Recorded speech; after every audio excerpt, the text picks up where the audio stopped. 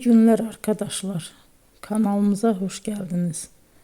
Bugün yine sizler için yepyeni videolarla karşınızdayım.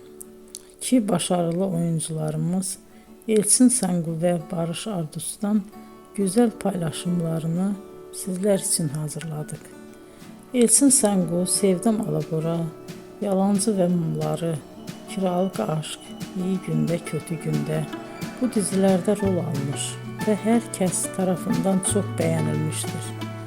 Biz de Elçin Sangu ve Barış Ardus'tan en güzel sempatik fotolarını sizler için hazırladık. Bu karelerin devamını istiyorsanızsa emeğe saygı olarak kanalımıza abone olup yorum yazmayı unutmayın arkadaşlar.